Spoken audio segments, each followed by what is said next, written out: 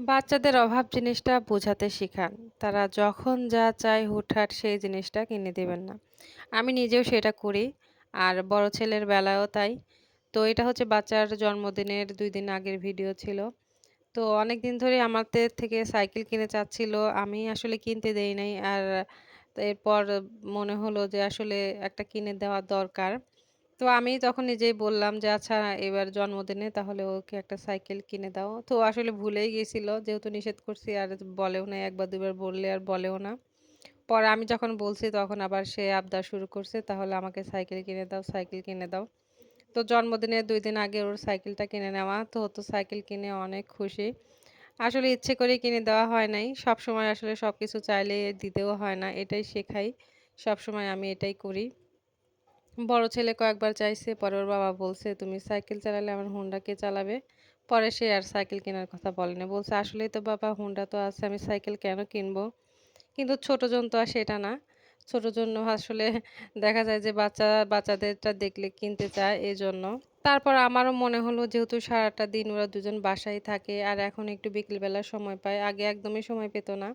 আ সেজন্যই আসলে সাইকেলটা কিনে দেওয়া। তো নিচে তো নিয়ে যাওয়া সম্ভব না। কারণ ৪ তলা থেকে সাইকেল ওঠা-নামা করা অনেক সমস্যা।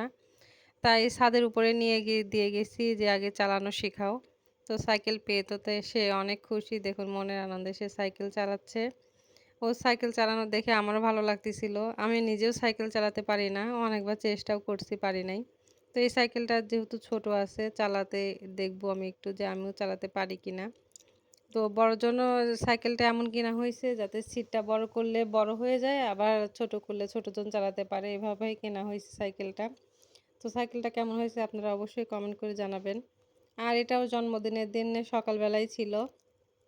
এখানে মজা করে সাইকেল চালাচ্ছিল। তারপরে সেরকম আর কিছু করা হয় নাই।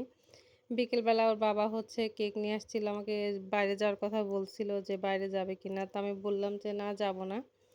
পরে যেহেতু গরম পড়ছে বাইরে, এজন্য আর যাওয়া হয় নাই। ওর বাবাই নিয়ে আসছিল। কেক নিয়ে আসছিল, ওর পছন্দের ডোনাট নিয়ে আসছিল। তারপরে হচ্ছে নিয়ে আসছিল, এটার নামটা ঠিক মনে হচ্ছে না আমার। তো যাই হোক, তো খাবারগুলা ওর অনেক পছন্দ। এজন্য এগুলা নিয়ে আসা যে জন্মদিনের দিন অন্তত ওর পছন্দের সব খাবারগুলা খাক। এইদিকে তো অনেক খুশি, কেক সামনে নিয়ে বসে। তাকে একটু নাচতে বললাম আর দেখুন সে কি করতেছে, এটা নাকি ওর নাচ। তো এই তো, এটা হচ্ছে বাচ্চার ছোটখাটো একটা জন্মদিনের ভ্লগ। আমার বাচ্চাটার জন্য সবাই দোয়া করবেন। যাতে সবসময় ভালো থাকে, সুস্থ থাকে। আর সবসময় যেন ভালোভাবে পড়াশোনা করতে পারে। তো জন্মদিনের দিন ও হচ্ছে এরকম কেক কাটা নিয়ে দুষ্টামি করতেছিল। তারপরে আমরা কেকটা কাটলাম। আর এই তো রাত্রের ডিনারে হচ্ছে নিয়ে আসা হয়েছিল চিকেন চাপ আর নান রুটি।